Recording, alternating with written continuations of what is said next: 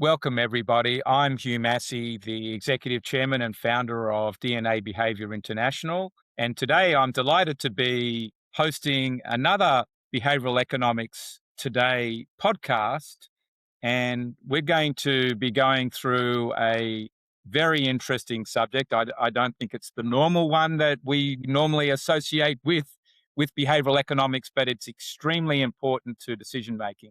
And what the thing we try to do with these podcasts is to highlight practical applications of where psychology and economic decision making come together and bring new thoughts to the table, ideas. And today I'm delighted to have Michael Hallsworth uh, to be our guest to talk about the Hypocrisy Trap. And Michael is a co-founder of the Behavioral Insights Group. He's based in New York, although he's got a very English accent. Uh, and so he speaks proper English. I'm trying to, being Australian, and he's a behavioural scientist and worked on this area of hypocrisy, which I'm finding fascinating, personally challenging, business wise challenging. All sorts of situations are hitting my head all the time about it as I've been reflecting on it in the past weeks. So welcome, Michael. Thanks, Hugh. It's great to be with you. Yes, my accent has not changed yet. It's been 8 years in the US now. Probably won't for the future. Having been 20 years in the US, I don't think your accent's going to change. Yeah. But so why don't we just start out by talking a little bit about your career background and how you got to writing the book about the hypocrisy trap and the research that you did on that and what prompted you. Yeah. I am the chief behavioral scientist at the Behavioral Insights team, as you mentioned.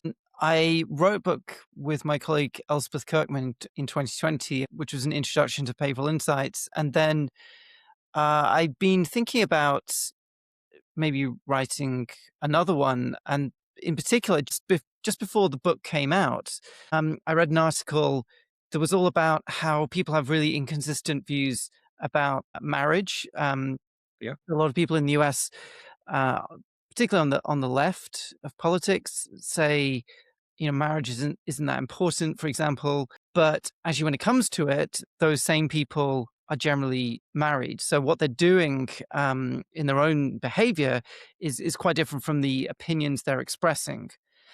And that just stuck in my mind.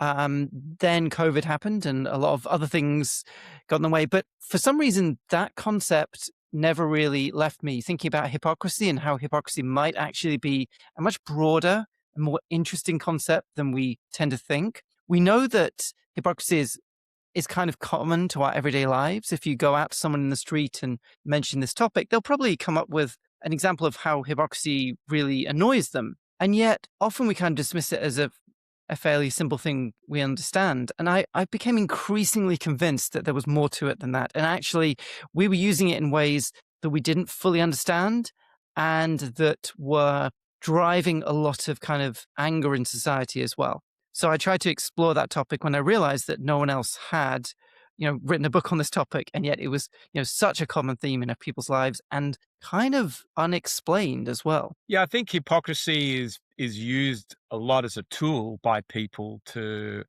uh, get their own point of view across, but they haven't necessarily thought out uh, what they're criticizing, and in a way they're opening themselves up to a whole lot of trouble and criticism personally because they haven't thought out why they might be taking somebody else on, and that who's to say your values in something are more right than somebody else's or your own positions. And I think that as I've been reflecting on what on all of this myself, like obviously you had, we all can be called a hypocrite in some way. I think different circumstances, because none of us as a human is perfect, and it's the scale of it, it's the type of it.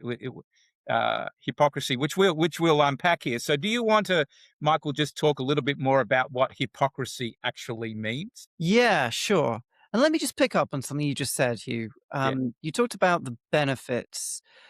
And I think it's important to start by saying that accusations of hypocrisy are not an how do I put this? They're not almost an innocent thing. We often have this view that there are the people who are the accusers and there are the hypocrites and there's the good side and the bad side. And one thing that I bring out in the book is that often people accusing others of hypocrisy are doing it to benefit themselves in some way. It is a good way of claiming status quite quickly with very little effort. And a lot of the time people making these accusations are kind of putting standards on other people that they may not lift up to themselves, Yeah. particularly in criticizing politicians. Now, I just want to say, like, that is not true all the time. Obviously, there are instances where calling out hypocrisy is the right thing to do. We do it to try and maintain trust, to sort of punish people who are being deceptive. So I'm not going full kind of contrarian here. In the book, I explain that there are um, real harms from hypocrisy as well. But the point I try to make is that un, uh, unrestrained accusations of hypocrisy about every little thing actually cause a problem for us overall. Yeah. And so you asked me what hypocrisy is. The simplest definition I'm going to give is that it's the name we give to an inconsistency we dislike, and therefore it's a judgment. I try and say it's not really a thing that exists in society out there. It's a judgment we make about others. And I try and break it down in the book, saying what drives the kind of anger in that judgment. I say that there are some building blocks. One is the level of inconsistency, and we judge different kinds of inconsistency differently, whether it's, not practicing what you preach, maybe the classic definition, whether it's saying one thing to one person and then saying another thing to another person, being kind of two-faced in a way. Yeah. Um, then there's the kind of benefit you get from that inconsistency, whether it's feeling good about yourself, feeling better than you deserve to. Because interestingly, hypocrisy, people judge things as hypocritical, even if we don't say them out loud, even if we just feel good about ourselves, feel smug in a way that we don't deserve. But also it can be social benefits, looking better than you deserve, getting a kind of status you don't deserve. Because the key here is we think those benefits are unjustified in some way, and therefore we get really angry when it turns out people didn't deserve all the credit we gave them. And there's a final thing that I just want to say here is that we kind of mean two things when we say hypocrisy. And I try to bring that out in the book. One is kind of thing I just mentioned, which is looking a bit better than you deserve to. It's kind of false signals that you're a really consistent, principled person. And that can be more or less good or bad. Sometimes I think we should let it go. The Yeah. other kind is what I call double standards hypocrisy. And that's where you apply different rules for yourself or your group compared to another person or another group, but you pretend that's not the case. And I think that kind of hypocrisy is more toxic. It contains the seeds of more kind of societal breakdown, and it's one we should tolerate less. So that, in a kind of nutshell, is some of the main factors with hypocrisy. So in a way, there's a little bit of a continuum there, I think, in terms of what you're putting the spotlight on. But there's I think the double standards one is the hypocrisy that we don't need to tolerate, as you use the word toxic. I think that's not as much in a way the nuance also that you're trying to bring out here in the book. That because at that one it's unacceptable, but it's where there's the shades of grey perhaps, or how someone just perceives a situation and maybe should just be standing back a little bit. I've been sort of thinking of the word wisdom through all of this a Yeah. lot more, to, in a way, not judge a book by its cover, have a little bit more of a reflective thought about what's going on underneath that might be driving the situation. And that you used an interesting word when you defined it, Michael, inconsistent standards that a person might dislike. And I sort of picked up on that word dislike. We tend to pick up on the hypocrisy when we dislike it. And probably because our values have been challenged, or we don't like the person and we're looking for a way to hang them, or make a gain in some way. But it's definitely inconsistent standards, and the dislike, I think, is an interesting add-on there. Sort of brings out the emotion that's in the situation, that's involved in it, in the situation. So I think picking up on your wisdom point, it's an interesting way to go, because if we reflect, we don't always dislike hypocrites. There's some kind of hypocrisy we kind of like or we tolerate. And in the book, I kind of bring this out. So let me give a couple examples.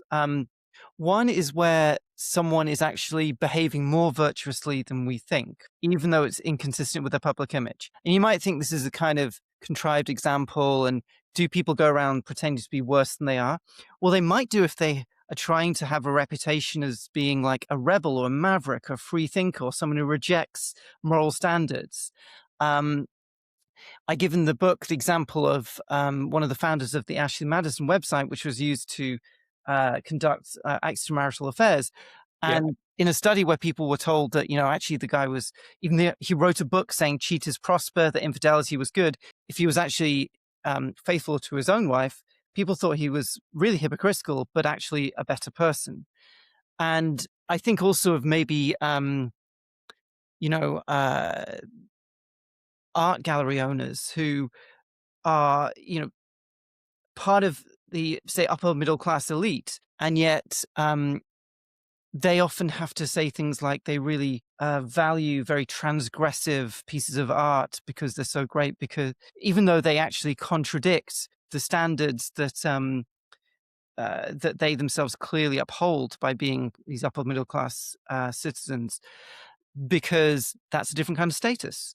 Art gets status through challenging so norms. So you can actually be more virtuous and more hypocritical. We also know that we have to make trade-offs in our lives between different kinds of values. Yeah. You may have principles that you try and uphold and you're very strongly in favor of and you talk about a lot. Say you've recently become a vegetarian and you're like, this is absolutely the right thing to do. And then you go and um, visit a relative who doesn't know about this and has cooked this kind of uh, famous dish she always cooks, your elderly grandmother, and what do you do?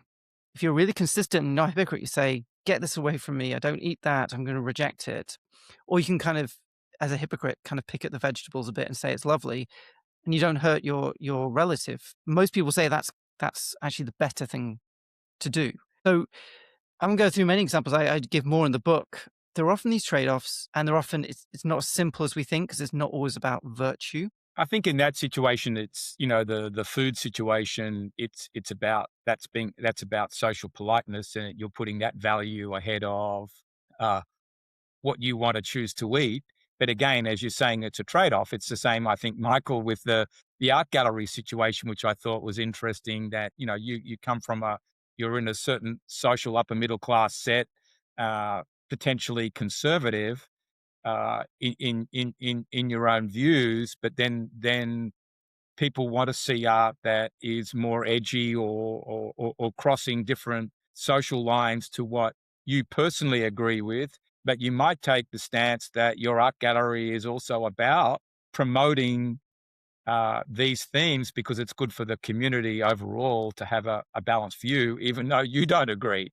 And I think there's some of the tensions that you're bringing out here. But someone there might say, as to the art gallery owner, you're being a hypocrite because you're not standing up for what you deeply, at a deeper level, believe, and you're making money from something that's more liberal, right? That's, I Yeah, think, what you're alluding to. I think also the social. What I'm getting at is there's even more hypocritical in a way because I think often um, uh, more transgressive works of art um, are, are prized or have social status because they are challenging the conventions, and people will sort of say, "Oh yeah, I agree with like wonderful yeah."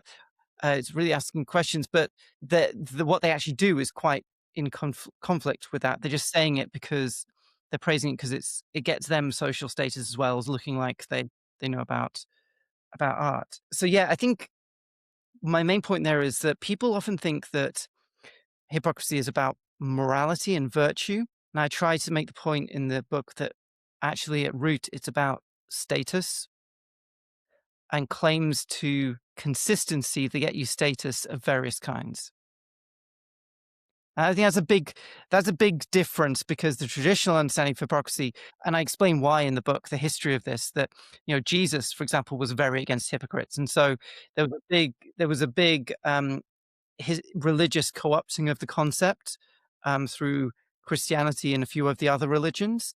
It started out as a secular concept in Greek theatre. Like, it basically was just an actor. Became more religiously tinted, and then it became more secular later, as people began to see it more as like, you can, maybe deceive other people in society, nothing to do with religion, or indeed you can deceive yourself. Self-deception can be a big part of hypocrisy as well, rather than being like a consciously deceptive person who's trying to fake their faith, for example.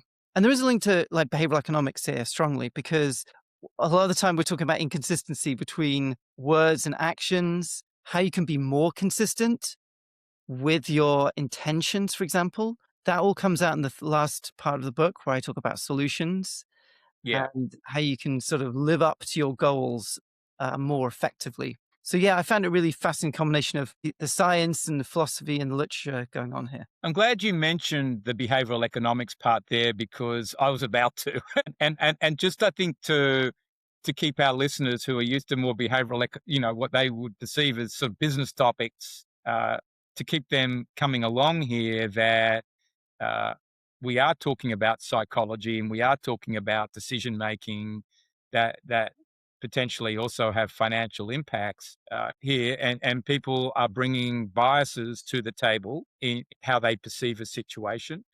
And as humans, it's part of what I do in my work, is we're all different, and we will bring different, cognitive biases to the table, or look at the optics of a situation differently, just because we're different, and that drives different decision making. But I think then how we express our thoughts around this, and how we label people potentially as hypocrites, is also problematic, when people are actually trying to, I think, as you've been pointing out, trying to do the right thing. In a lot of cases, not always, but they are. Not everyone who's labeled a hypocrite, I think, is setting out to do the wrong thing. No, that's right. And I think all the things that we know about from behavioral science in terms of the things that can get in the way of achieving your goals Yeah, um, definitely apply here. I think that we should maybe be more tolerant of the kind of hypocrisy that is trying to seem a bit better than you deserve, if it's not really harming people so much. Um, and if you're striving for something better. Um, so, for example, a parent who says to his or her children, "Don't smoke," while struggling with their own habit secretly and trying to give up. Now they're hypocrites because they're smoking and they're telling their child not to. But the intention and the direction of travel is good, and I think that's something we should also extend to companies sometimes. I say one of the yeah, most unpopular parts of the book, in some way, will be the idea that sometimes companies are kind of forced to communicate um, ambitions ahead of time before they actually fulfill them. And I kind of talk about corporations a lot in the book as well, because we put them in a really difficult position. We want companies to have principles. In fact, we want increasingly them to take stances on issues, and yet they're confronted by the need to make a profit, and also at the same time, our own um, attitudes to companies are inconsistent. We want them to we want to feel good while buying the products, but also not to pay that much. And so we love taking down corporate hypocrisy, because all the corporate signaling can be so insufferable, and we think you're just doing it to make money and so on. And actually, sometimes companies can be signaling to themselves. They can yeah, actually be stating ambition which they don't completely fulfill, but they kind of talk themselves into action. And so I think we need to give companies sometimes a bit of grace to see whether they follow through on that, rather than immediately jumping on any announcement and saying, "Look, but what about this? You're not completely consistent." I give in the book some examples of how, if you do that, everyone loses. You don't allow yeah. companies the space to actually um, develop. And I also talk about how companies can talk about their achievements in a less insufferable way that opens them up less to accusations of hypocrisy, pointing out that it's a step on a journey, saying actually weirdly that if they're doing something that benefits, say, the environment or something like that, saying that you're doing it because it benefits your business actually makes people less likely to accuse you of hypocrisy, right? You can admit mixed motives, um, and actually that works out better. So I give the example of Starbucks reducing plastic straws and stuff. Um, the way they communicated it was not saying we're just doing it for the environment, we're doing it because you'll get your drink quicker and it saves us money as well. I think the positive of that is that they were being honest and they weren't trying to act like Puritans totally. And of course, you then, if you're trying to act like a Puritan, you're putting yourself on a pedestal, and it's easy to get knocked down. And it may not be realistic to achieve the goal fully either. So it seems like, in a way, being honest is an important part of this journey. If you are, let's say, wanting to go on the journey of being environmentally clean or sound and meet UN's EDG standards on that, it it is or like I help businesses try to be client centered, and that being the pinnacle of what they do. But you're going to face situations along the way where you can't be that, or on day one you can't be that. You've got to build towards that ideal and make a series of decisions. Or the marketplace just does things to you. If you're trying to build a client centered wealth management firm, but the stock market crashes, what Yeah, do you do? And that's that potentially is going to be facing a lot of firms yet, but at some point in the next few years. But I think that's what you're alluding to is, these kind of situations where circumstances can change on you, or you've set an ideal ahead of time because you want to manifest that reality and head on that path, but you can't do it all at once. yeah, and there's so much going on here. I mean, Yeah. this is really, really relevant to corporations. The consumer reaction to hypocrisy, perceived hypocrisy, is kind of brutal. So there are studies showing that if a company, for example, is found to be polluting a lake, people will recommend more jail time and higher fines for executives if the company had made a prior commitment to the environment. The action's the same. It's just the feeling of undermining trust means that you think it should be punished more.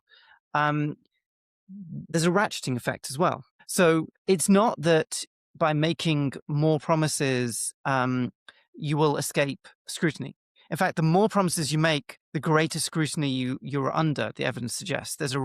ratcheting effect. And so, uh, if we want a world in which companies don't completely abandon any attempt to, I don't know, if you like, in basic terms, do something better, then we need to find a way of both tempering our criticisms towards companies and just focusing on when there is like really malign deception, a bit like when Volkswagen was making all the promises that it was incredibly environmentally friendly and was faking its emission results, resulting in widespread health effects and so on, despite winning sustainability awards. I mean, that's the kind of thing that's corporate fraud and has been prosecuted versus attempts where you're trying to say, here's our goal and intention. Here's what happens. Here's how we'll know if we're slightly off track. We're going to monitor it, and we're going to make claims that are linked to our business, but not overclaiming. Then Yeah. I think you actually get away with a lot more, and you open up more space in terms of what you can actually achieve. But even I show that even companies like Patagonia have made maybe the biggest attempts to be in some ways sustainable and have put their money where their mouth is. They still get accused of being hypocrites um, because you can never do enough. There's always that intention, if you're making a profit, to say, yeah, but you don't really believe it. So I think that is a big conundrum for companies right now. They've got these conflicting pressures from consumers, and they've got the looming threat of hypocrisy accusations in the background. And let me say one final thing that's kind of interesting. If you are shown or accused to be hypocritical as a company, not only does it have all kinds of bad effects to your businesses, the evidence is the people who are your biggest fans will actually turn on you the most. They're the ones who had their identity most closely bound to your company have the greatest incentive to distance themselves, and so actually will turn on you quickest. And Yep. again, this comes back to the interesting dynamic of accusations, that there's some evidence um, around how accusations can actually be guilt relieving. So one experiment found that if a company was shown to be producing clothes in sweatshop conditions, the people who criticized it most were the ones who actually bought products from that came from sweatshops, because by the act of criticizing, they wanted to feel better about themselves and signal that they weren't like that, and they felt the greatest need to. So the consumer psychology here is super interesting. Yeah. It's definitely very, very powerful. These situations, as you're alluding to, and I think that's why I brought up wisdom before, because wisdom's hard when you get emotional about something, or you've had your ideals, or you think you've had your ideals monkeyed with, or been compromised. You turn, and it's a natural thing to do. But I think what we're also asking people to do here to manage hypocrisy is maybe to stand back a little bit and look at the facts, what's going on, be a little bit more objective or understanding of changing circumstances. Because some of what I've been here, thinking about as I through this is regulatory change as well that goes on, that just suddenly puts a company in a different place where they can't act on all of the ideals, or a court decision, or as Anthropic has been challenged with in the past week or so, the US government taking, rightly or wrongly, let's not make judgment calls on them or Anthropic, but they're, about what's happened, but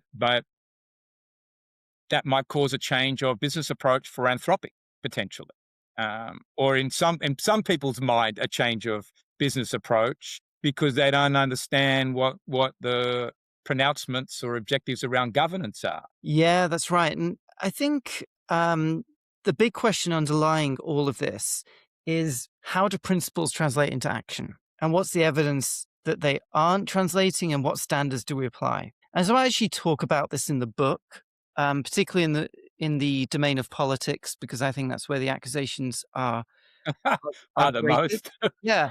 And Well, so and religion, I would add that too, yeah, but politics a lot, I think. Yeah. yeah, and so I sort of try and say how that process of translation, or realizing your values in practice, is really hard in democracies as well, because there are multiple different actors, you have different power bases and so on, and you have to in some way be a little bit inconsistent. Um, I think a good example is how Obama did the Affordable Care Act, because he said that he wasn't completely realizing his ambitions, and he wasn't achieving healthcare for all. He said there were a ton of compromises, but he presented the policy as like a starter home, not like a finished kind of product, which you could then fix over time. So he wasn't going out there and claiming that he'd done it all. And I think that's a more defensible position if you can do it. You just have to be careful. You don't seem to be the kind of person who is always making too many compromises and will always abandon the principles. But again, we see this tension coming out, because we as voters both want a politician to have principles, be very clear, not give that much nuance, because that doesn't go down that well, because then it looks mealy mouthed. But at the same time, we want them to get things done. And if there's opposition, and particularly in the US, we talk about bipartisanship. People love bipartisanship. But they don't seem to realize that that can be in conflict with being unyielding in your principles. Yeah, I think, and I've been reflecting on it a fair bit, that, with politics, certainly in the United States, is really a choice between two parties or two sides. And there's a lot of gray in between. And where do you fit? And I would look at it and say, economically, I've always been a fiscal conservative, rationalist. Should we cut down government spending? Absolutely. But the other side it flips in me is, and one can say it's a contradiction, but where's compassion sit in here as well? And I'm a big believer in, and I think I've learned this out of the leadership work I've done is, the balance of results and relationships. But I think how can the message be delivered more compassionately, even if the result is hard? And that's a challenge. And then who do you support in all of that? Uh, at the end of the day, and when you've only got two parties, and there's obviously a lot more factors involved in that because there's social things at work and religious principles or whatever. There's many parts that make it uh, difficult and for someone to toe a completely consistent line. Uh, and I think it's true in companies too, as we've been alluding to. Yes. There's pressure to be clear and consistent in what you believe. We tend to like people who have clear values, even if we disagree with them. That's one of the most interesting things I found in the context of this book. I don't talk about it so much in the book, but it came out in the research when I read through around this topic. If you get a picture of another person, sorry, you get a description of another person, you like that person less if they don't really back up their own views, even though if you disagree with those views, you prefer someone where you know where they stand. And I think that dynamic can be true for leaders as well. Yes. But then leaders have a choice to make as well, because there is a kind of insurance policy against hypocrisy accusations, which is to say that you're doing things for pragmatic reasons, like you're making pragmatic decisions. If you say that rather than saying that you're doing it out of principle, then people are much more willing to forgive you when you shift because you're being pragmatic. So I think almost the test becomes, as a leader, what's the mix, the optimal mix between signaling that you believe in things and that you're going to work to try and achieve them in practice with all the compromises that brings, Yeah. without shading too much into the pragmatism of I'm just doing it because it's pragmatic, even though that pragmatic side of things means that you'll have less risk of a hypocrisy accusation later. Yeah, I think it is a question of clarity of values and sticking up for your values, and that's what I don't really mind, which side of the fence people go on if they're clear about themselves and what they stand for. But I think what we're also bringing up is circumstances can change where you've got to make a decision for the greater good. Um, but you need to be able to explain that and be given room to explain that. But that doesn't mean you should just choose when you're going to flip over either. I think that's also is what you're saying in what you're saying in there. I believe. Yeah, and I think this also touches on the idea of authentic leadership, because you might think that hypocrisy is the opposite of authentic leadership, right? Where you sort of just show your elements of your true self. And I think there was an interesting book came out recently that talks about this in length in terms of against authenticity at work, which is something I touch on in the book, in the sense that we need to be a bit sophisticated here. It is true that hypocritical leaders undermine employee trust, motivation, and performance. There's all this evidence. And yet, there are some nuances here because we also know at some level that leaders have to make pragmatic compromises they don't fully reveal to leaders. Like, for example, if though part of what we want leaders to do is navigate ambiguity for us as employees. And if they're doing that, we don't want them to communicate all the time to them that I'm really worried about getting this bridging funding. And if we don't go, maybe we'll have to let people go. We just want them to maybe in that instance project confidence, and then we'll find out if the bad thing happens. And I think we know that at some level because you're being inauthentic in a shallow sense of like maybe uh, slightly sending false signals, but you're doing it to remain true to a deeper principle of being respectful and caring for your employees. Well, I think that's you're in there with the tension of transparency. On one side, you're promoting the principle that I'm a transparent leader and I'll keep you informed of everything, versus I care about everybody's well-being and I want to keep, a balanced, happy, calm workplace. But if you get too transparent in that type of situation, where it's now high risk, you're potentially tipping over the workplace. And which one's more important, and which one are you going to get forgiven for at the end of the day. I think this is where we're talking a lot about trade-offs, decision making, and this is where the behavioral economics uh, comes into play. And there will be leaders there that talk about transparency really being very important. I've got an open door policy, come and ask me any question. But the moment you step near their front door, they push you away, or the energy is just so cold. You don't want to walk in there and share an idea. And that's when it becomes a problem. And then you get the inauthentic leadership. And we're really talking very fine line here. We're talking a trust balance, I think, Michael, as well. Uh, and trust is brittle. It's probably, some of this is about how do you openly confront this on a day in, day out basis? How do you be more consistent on the big things more often than the little things? It's sort of like, playing a game of golf, which I do. How can you be generally consistent with your shots 80% of the time, and make sure the mistakes aren't too bad, right? To take you out of the game. And they're the decision frameworks. Being back to behavioral economics, we're talking about all the time, I think. And one thing I do in the book, The Hypocrisy Trap, which I think is valuable, is that I try to show to people who are having to make these trade-offs and these decisions, what are the factors that really dial up or dial down the outrage, that really trigger people or not. And there is evidence about this. We know this from different studies, and I try to sort of map out the factors which you want to avoid, and the kind of the triggers that dial up or down that outrage. And that's what one real hope I have for the book, is that people can look at it and think, okay, yeah, no, actually that chimes with what I found. That thing does really drive us crazy. So let's avoid that one. Let's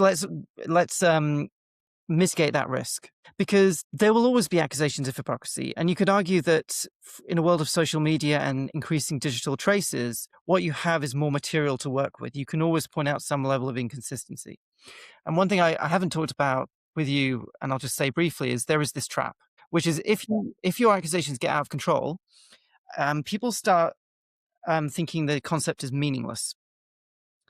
They think if everything is hypocrisy, then nothing is, and it can't be used as a tool to increase trust anymore. You don't care anymore. You can just think, well, so what if I'm a hypocrite? Am I strong enough to do this? In which case, I'm just going to do it. You can also have the opposite problem, where accusations get out of control and they create this kind of ratcheting effect of, people search for hypocrisy everywhere. Even the slightest form of inconsistency is pounced on and denounced. That, in some sense, is the logic of the French Revolution, the Reign of Terror. It's like, let's search out for the hypocrites who don't really believe, and in the end, everyone gets accused. And that's also really bad, because you get people not venturing to do anything better because they're worried about the gap between their ambitions and reality. And so what I'm trying to say is, like, accusations of hypocrisy benefit us in an individual way. They make us feel good. They make us look good. But overall, if we overuse them, everyone loses.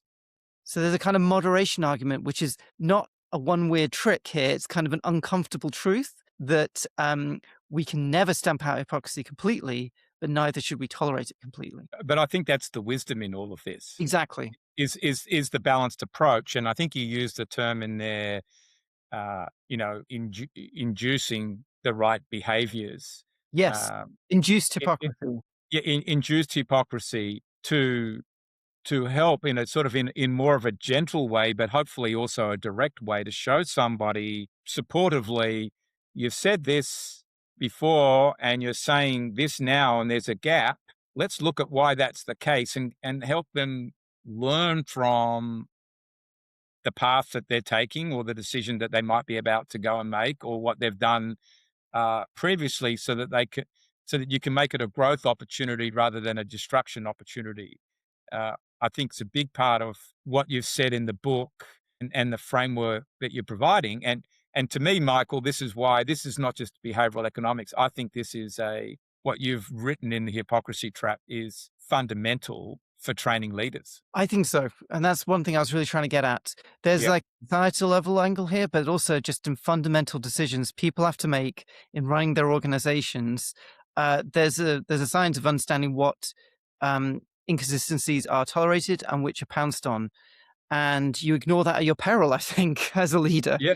So also trying to make some practical improvements here. So just to wrap up, is there anything else that you'd like to say about the hypocrisy trap that we haven't covered today? Or any sort of final piece of Michael Hallsworth wisdom that you'd like to provide? Yeah, so I suppose I just end by saying when people hear the hypocrisy trap, they think the trap is the trap of being more hypocritical. And that is part of the book. I am trying to find ways to make us more consistent, right?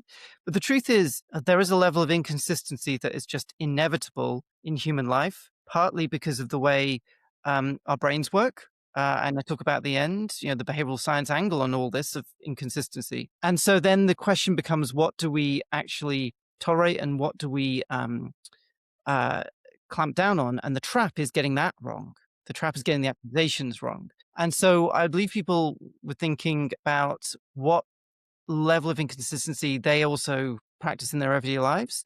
And when they see someone else being accused of hypocrisy, they don't just focus on the hypocrite, they also think about the accuser and the dynamic that's going on there. And I think that may be a key that helps you understand how hypocrisy really works in society. Yeah, thank you. I think this has been a fantastic conversation, very thought provoking. It certainly has been for me, just thinking about this a lot more in the past few weeks since we first connected, some weeks ago, and then having the discussion today, reading the book, studying this a lot more. I think there's so much here to learn, and I really appreciate you bringing this forward, Michael, and having the guts to do it. Thanks. It was fun. I really enjoyed writing it, and I've really enjoyed talking about it. So thank you for the invite. It's a pleasure.